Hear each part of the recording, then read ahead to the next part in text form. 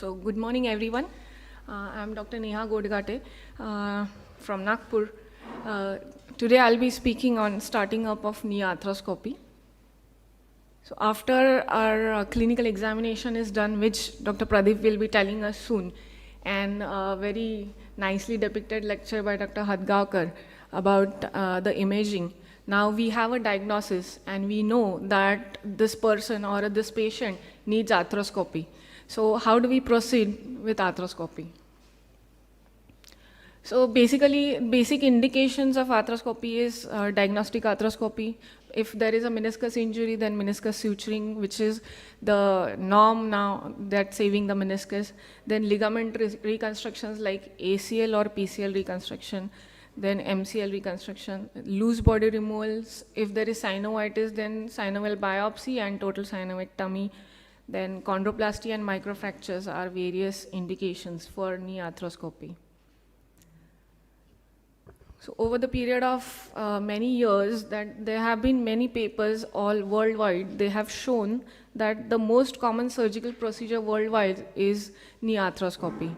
And in India, in last 10 years, in a decade, the ACL reconstruction surgeries have grown up very exponentially. So if your OR is the heart of your hospital or institute, then your instruments or armamentarium are the vessels of your body. So coming up to the armamentarium, the first thing on a scopy trolley is a monitor. This is a TV basically which shows what is going inside your joint. It is connected to the camera and the scope. So the next is camera and the light source. It is a camera head which is attached, and the light source which is attached to the scope. It will light up your the dark spaces of your joint. Then the shaver. Shaver is a very useful tool in all joint arthroscopy because whatever tissue comes which is giving hindrance inside the joint will be shaved off. If there is some pathology that should need to come off, it will be useful to use a shaver there. Then this is a RF device, which is a radio frequency device, which is basically a cautery system of arthroscopy. And very important tool on your trolley is a stabilizer, because these all instruments are very voltage specific or very sensitive to voltage fluctuations. So stabilizer is the important one on your trolley. So now coming to your Mayo trolley does have these instruments, a camera, arthroscope and a light cable together, which is sterilized, etio-sterilized or plasma sterilized. Then shaver and shaver blades, cannula and trocar like that, which is autoclaved, and a probe. So your armamentarium, scopy armamentarium basically uses these instruments. These are various punches. Sorry. So these are duckbill punches, curved punches. So these are duckbill punches, which are these punches are devised in such a way that there is a hollow part inside beneath the punch, and whenever we cut the tissue, that tissue gets dislodged itself in the joint. So you don't have to cut and take the instrument out, again put it, again cut and take the instrument out. This is very nicely designed instruments, so that every time you cut the tissue, it goes inside your joint, and then you can, with the help of shaver, you can help of shaver and suction, you can just take those bits of tissues out. So this is a grasper. This is a cigar handle punch, which is a basically side cutting punch. It is again helpful in various difficult parts of your knee. This is a grasper. Grasper is basically, it is a non-traumatic holder which holds the tissue or maybe a loose body. When you are taking off the loose body from the joint, the grasper helps. It catches that loose body and you can directly take the loose body out. In cases of shoulder arthroscopy, you can hold your cuff and see the movement of the cuff with the help of grasper. There have been various papers. This has been a paper by Katrina, and they have shown that still the 5% of all pyogenic arthritis cases in adults are attributed to the knee arthroscopy. So the sterilization of instruments is very, very important.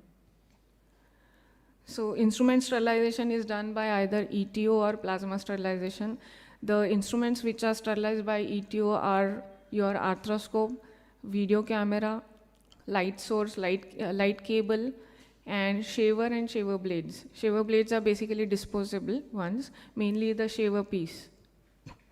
These instruments, steel instruments, are very well sterilized by autoclaving. The various punches, trocar and cannula, grasper, which Dudmute sir has already told in details. There are various disposables which are used in arthroscopy, like suction cannula, TURP set, cling drape, water impermeable drapes, and 3 liters of NS bottles. So now we see the attachment. This is a video camera. It has got quick coupling mechanism like that. And then we take the scope and we just open the quick coupling and insert the scope in that and just release the quick coupling. The scope is fixed to the camera. Then this is a light cable which is attached to your scope like that. It gives the scope illumination. Then we hold a white structure like a gauze piece in front of the scope, and then we hold this white button which is on the video camera for a longer time. Then it helps in white balancing. And then this is a trocar and cannula which is attached with the TURP set to NS bottles, 3 liters of NS bottles. So arthroscopy principles is basically angle of inclination. You should know the basic principles of arthroscopy. The angle of inclination is basically, it is the angle formed between the line which is parallel to the scope and another line which is perpendicular to the lens. So this is the angle. Now here we can see this is 30 degrees of arthroscope or 30 degrees of angle of inclination. And to know the orientation of arthroscope inside the joint, for beginners, we should know this very important principle that light source is exactly opposite to that of the lens. So if I rotate my light source exactly 180 degree, your lens will be facing up. So here we can see your lens is facing up, 30 degree up. So light source is basically a lighthouse outside the joint. So here you will know that, okay, my scope is facing on left side if my light source is on the right side. So there are scopes which is 0 degrees, commonly, no, not 0 degrees, 30 degrees and 70 degrees. Commonly used scope is 30 degree scope. Viewing angle or a field of vision, which is another principle which we should be knowing. 0 degree, if there is a direct lens, then field of vision will be limited. If it is a 30 degree scope, then if we rotate, as I showed in the last slide, if we rotate, the field of vision will be a larger, and there is at the center, there is a overlap of the field of vision. But in case of 70 degree scope, you must remember that field of vision will be much larger, but there will be a center which is a blind spot. So while using a 70 degree scope, we should be knowing that at the center there will be a blind spot. Then coming to triangulation technique, triangulation is a core competency needed for performing arthroscopy. So what is triangulation? It is basically seeing your instrument in front of the lighted camera. So this is your lighted camera which ends here at the end of the arrow, and your instrument which you have put from the other portal will be exactly in front of that lighted camera source, so that you will know that your instrument is in the field of vision. So this is a triangulation technique. So if logically speaking, if your portals are exactly opposite or far away from each other, then you will be able to see your instrument very nicely vis-a-vis. On this left side, if we see, your portal and your scope is exactly going parallel. So there are chances that you will feel difficult to see your instrument in front of your scope. So once you are well versed with your triangulation technique, then you can play anyways. So there are triangulation simulators which will be having a workshop soon. So these are simple simulators. In a box they put up some object, and from one portal you insert your scope, and from other you insert your instruments, and then you play with those instruments. Like it's like a video game where you need to know what where your hand is going.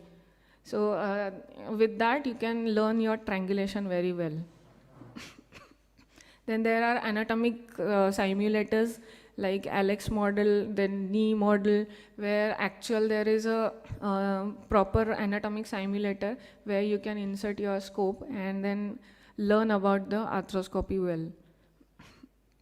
There are virtual simulators like that nowadays where you can see on a TV and actually work on your instruments, and then you learn your simulation properly. This was a very nicely done paper by Rachel Frank, and Rachel Frank et al., and they studied that they divided the residents into two groups.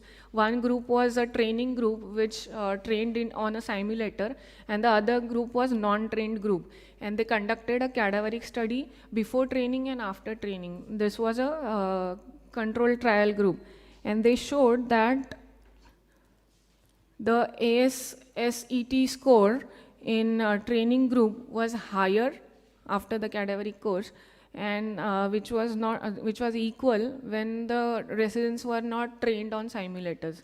So basically, the first step is triangulation technique learned on simulators. Then the next step is a cadaveric course, and then you can go ahead with your patients.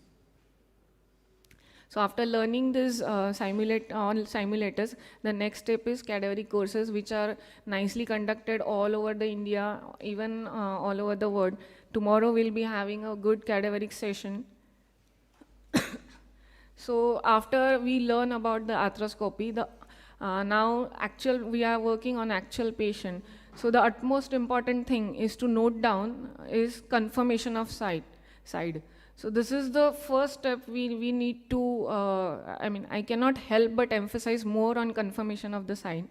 And after which examination under anesthesia is performed, as it gives us the better picture as the muscle forces are nullified when the patient is under anesthesia. So we check for range of motion, mediolateral and anteroposterior stability or instability, then patella mobility, and etc. So as a surgeon, we always focus on surgery, but not giving attention to this first step of surgery has led to disastrous complications. So after spinal anesthesia, the patient's, the position is like that. After spinal anesthesia, patient's ipsilateral hip is on the shifted to the edge of the table. The foot should be at the end of the table, and the tourniquet is applied as high as possible. And we apply a transparent sticking like that at the edge of the distal part of the tourniquet, so that to avoid any seepage of your irrigating fluid or seepage of your scrubs beneath the tourniquet, which might lead to rashes later on. So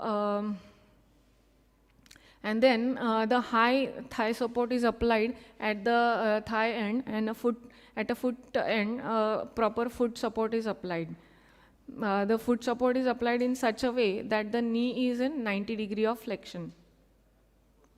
Then the surface marking are important. They are done as follows. First we mark the patella, then we mark the tibial tuberosity, and then the patella tendon. And then the joint line, first we mark medial joint line and then lateral joint line. Note that the lateral joint line is slightly higher than the medial one. So this is the joint line we palpate. Then we mark the portals. The portals which are, first portal we mark is a viewing portal, which is an anterolateral portal. And then the working portal is anteromedial portal. And then accessory portals are superior medial and superior lateral portals. The central portal is seldom used, which is called as Gilchrist portal, like this. It is a transpatellar portal using, it is used in ACL avulsion fractures. Then making anterolateral portal, which is a first portal of the knee. Knee is being a superficial joint, it is easy to make the portals in the knee. So the thumb is palpating the soft spot. It is on the anterolateral side of the joint line. It is created by palpation of the soft spot, and it is generally 1 centimeter superior to the lateral joint line and lateral to the patella. So then after palpating that soft spot, the 11 number blade is taken and a stab incision through and through the joint line. Unlike your shoulder, where we incise only the skin part, in knee joint we go through and through till the capsule. The capsule is also incised. A 5 mm length incision is made for the anterolateral portal. Then after the incision, a cannula is inserted in a rotatory fashion. So once we feel that it has gone inside the capsule, we know the resistance is lost, then we know that our cannula is inside the joint. So this is an anterolateral portal.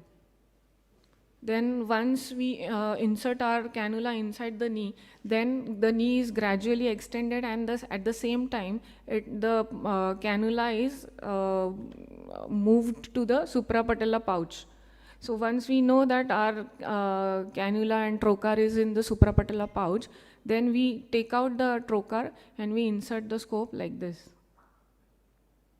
And as we go inside, we know that we are in the suprapatellar pouch. Then the inflow of the saline is started.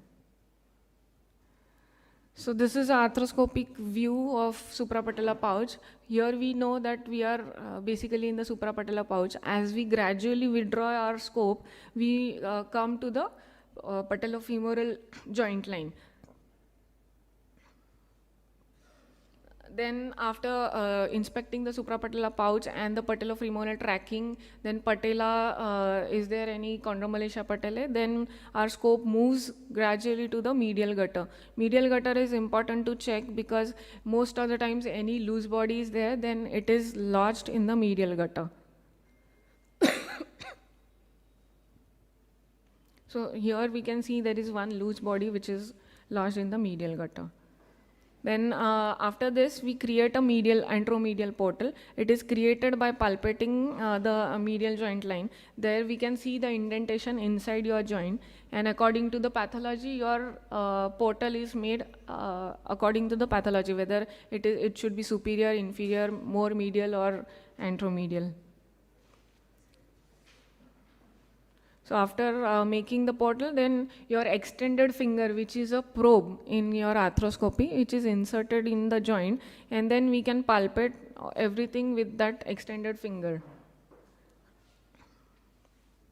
Then your scope moves to the intercondylar notch. This is your intercondylar notch. As a novice surgeon or a beginner arthroscopic surgeon, we sometimes confuse this synovial plique for ACL. But once we remove that synovial plique, once we shave off the synovial plique, we know that ACL is lying there. Then our scope moves to the lateral joint line. Lateral joint line is nicely seen when the limb is in figure of 4 position like this. So in lateral joint line, we see femoral cartilage, tibial cartilage. Then most of the times laterally there is a discoid meniscus. We can see that. And if there is any injury to the meniscus, that also can be seen and palpated with your probe. Then your probe moves, then your scope moves to the lateral gutter. Lateral gutter, again, it's important because again, loose body can be seen, any ramp lesion or any PLC injuries can be seen. This is a popliteus which is nicely seen in the lateral gutter. So I end my talk with this. Thank you.